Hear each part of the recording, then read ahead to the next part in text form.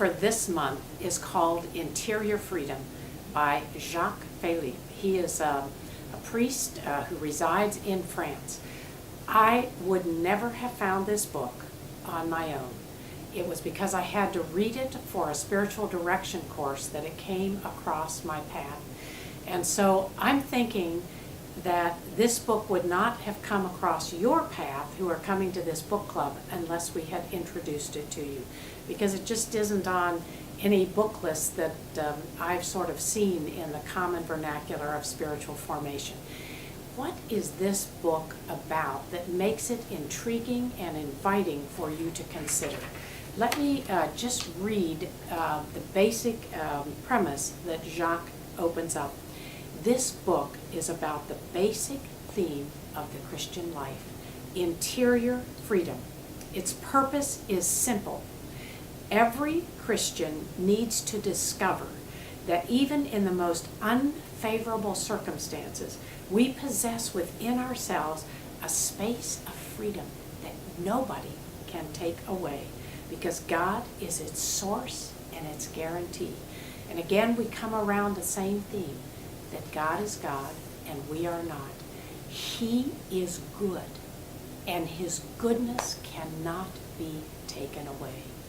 He loves us because it's who he is, no matter what we have done.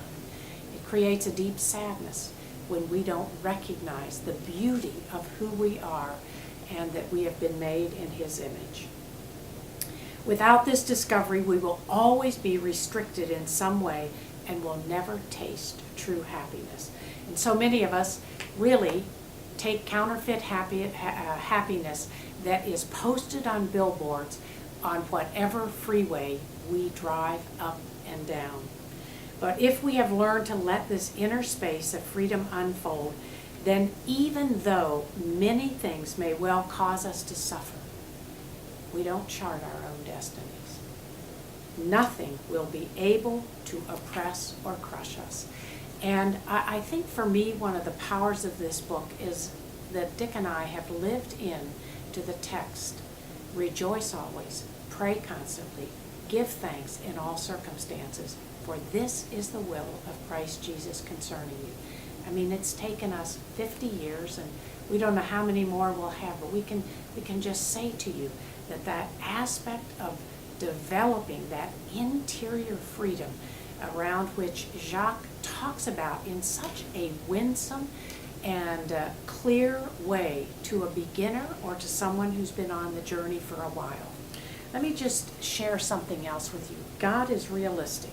It may be that various parts of our lives we shall have to follow a path, perhaps a difficult one, that leads to rebellion or resignation to consent and finally ends in choosing what we did not choose.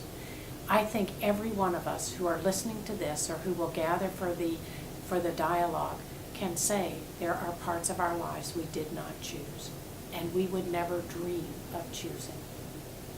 Let's begin with some ideas on the slow process of learning to love ourselves.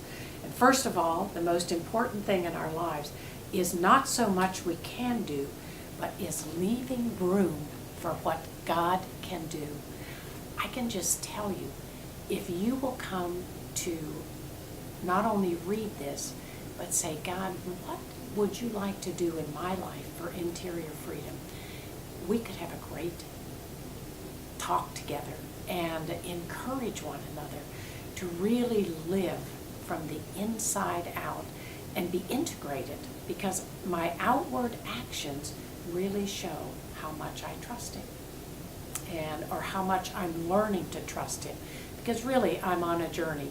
haven't arrived, but I want to move in the direction of turning it all over to him and of having joy mingled with sorrow no matter what. So come join us.